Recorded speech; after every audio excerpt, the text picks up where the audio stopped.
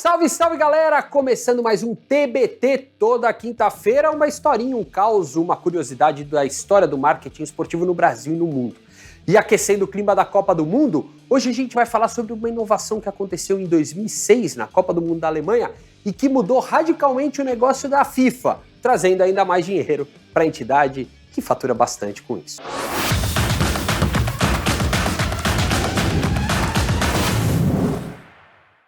A história basicamente é a seguinte: em 2006 a Alemanha tinha um problema a ser resolvido. Os alemães sabiam que a Copa do Mundo seria de alta demanda. A Alemanha é no centro da Europa, iria ali gente do mundo inteiro acompanhar, a economia na Europa naquele momento ia muito bem, obrigado, e os alemães estavam preocupados. O que faremos com o torcedor que não tem ingresso no dia do jogo na cidade sede daquele evento? Foi aí que o comitê organizador alemão tirou uma ideia da cartola e que se transformou praticamente uma regra de todo grande evento esportivo dali para frente. Os alemães decidiram fazer o seguinte: eu vou criar uma área pública para receber o torcedor sem ingresso. Agora, como é que você faz isso?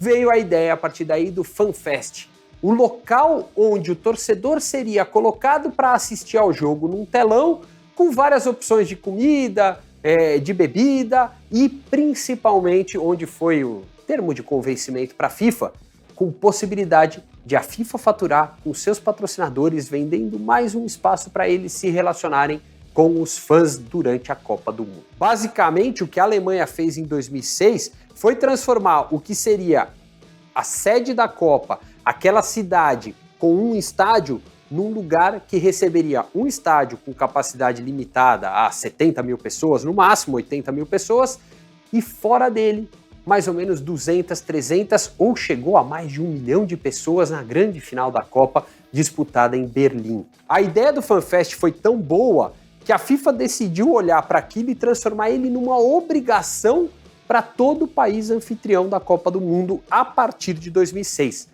E é interessante notar o seguinte: na Copa da Alemanha em 2006, o FanFest era meio que uma novidade. O torcedor alemão, porém, e o torcedor das mais diferentes nacionalidades percebeu rapidamente o óbvio ali dentro. Poxa, eu tô sem ingresso, eu vim ver o meu time, ou eu sou de outro país e meu time vai jogar no dia seguinte. Onde é que eu encontro os outros torcedores e a gente pode torcer e acompanhar o jogo ao vivo em algum lugar? Foi aí que veio a grande sacada. Os FanFests ficaram lotados, geralmente em dia de jogo batia lá mais de 200, 300 mil pessoas acompanhando os jogos do FanFest, e nos jogos da Alemanha era ainda maior a audiência do público. O negócio deu tão certo que em 2010, mesmo no inverno na África do Sul e mesmo num país que não tem tanto esse hábito de reunir, aglutinar as pessoas, porque tem muita violência, muito assalto, os FanFests lotaram, mas principalmente nos jogos da África do Sul, porque as pessoas não tinham tanto acesso à televisão e poder acompanhar o jogo. Então, deu muito certo em 2006, deu mais certo em 2010, 2014 aqui no Brasil, o FanFest bombou nas areias ali de Copacabana, no Rio de Janeiro, em São Paulo, no Vale do Anhangabaú, enfim, se espalhou o FanFest pelos principais pontos turísticos e pontos tradicionais de festa das cidades sedes. Além disso, em 2018 na Rússia o negócio também deu muito certo, e aí em 2022 a FIFA decidiu expandir a ideia. Ela transformou agora o FanFest no Fan Festival. A ideia é fazer com que não tenha só espetáculo, o jogo como grande atração ali. Vai ter também shows, vai ter também um monte de atrações, também para atrair um público completamente diferente, não acostumado ao futebol, como é o do Catar. A FIFA decidiu transformar isso e poder trazer um pouquinho do entretenimento para dentro do futebol. Vamos ver como é que isso vai se desenrolar. O curioso dessa história é o seguinte: se estivéssemos com a Copa do Mundo de 2022 no Japão, o projeto japonês era ainda mais ambicioso e audacioso. A ideia era transformar não a Copa do Mundo num jogo acontecendo em um estádio. O Japão, junto com a Sony, que era a patrocinadora da FIFA, tinha decidido propor que a cada jogo da Copa aconteceria em 10 países simultaneamente.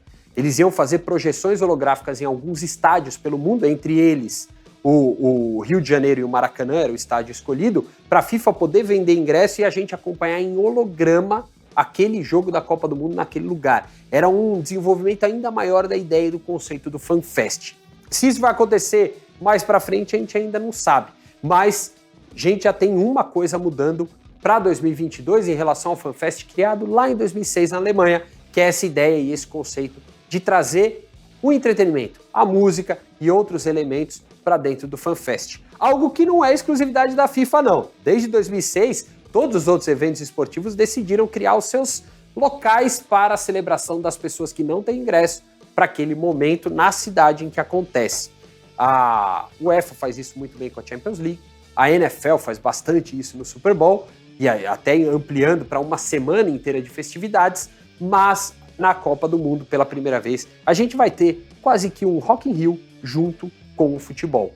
É um elemento que pode dar muito certo e talvez a partir de 2022 para frente a gente tenha grandes mudanças.